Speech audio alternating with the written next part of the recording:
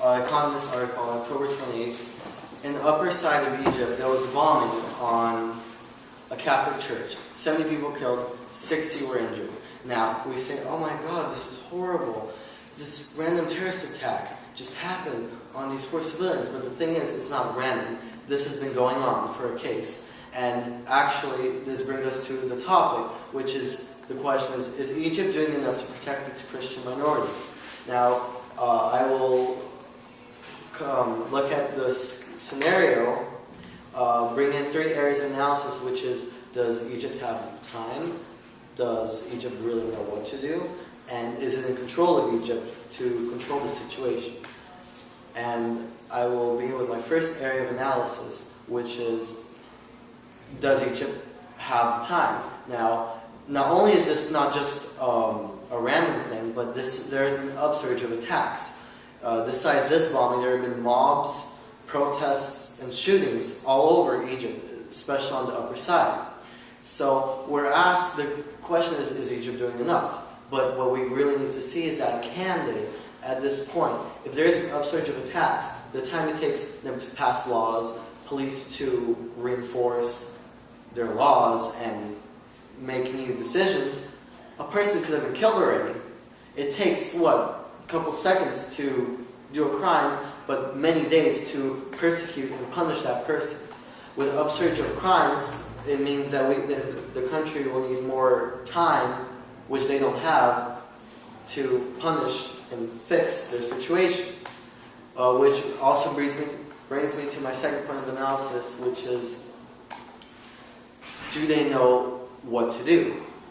For example, the mob protests that happened about a week ago, according to the Economist article, there was just a protest against violence on Christians, and a mob attacked them. But then when it escalated to a shooting, but it turned out that that man was an alleged rapist to a 12-year-old Muslim girl. Now, is this out of control? Can the government really take part in this? This is between groups and people, and of course it escalates to shooting, but can the government really control how angry a group gets or what accusations someone gets? No, they cannot. So the question is, what could they have done? My answer is that, honestly, they could not have done anything in that situation. All they could really do is enforce laws and be more strict. Now, according to its ambassador, he, quote, will put an iron fist on these laws and enforce what he can. But obviously it's not working, since people are just angry mobs are burning down apartments and churches. Which also leads me to a third area of analysis, is not only that it might be out of control, but does the government really know what to do? For example, all they're really doing is saying, oh, we're going to enforce these laws, we're going to be stricter. And of course that's not working, because like my second point of analysis, it's slightly out of their control.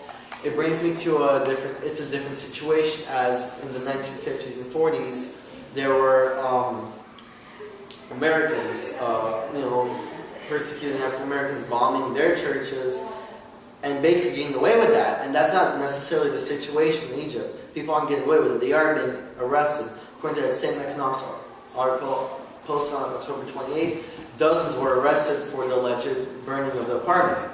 Now, the enforcement is not the problem. The problem is that their results aren't right, which probably means that they don't know what they're doing, that their tactic needs to change, or their policies won't.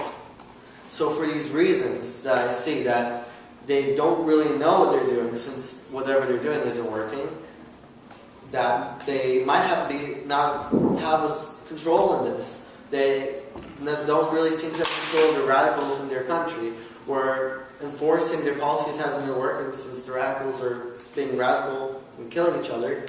And my third, which is, they might not have the time that they need, because these upsurges of attacks are much faster in their ability to respond. So for these area of analysis, I believe that Egypt has not really successfully protected its Christian minorities.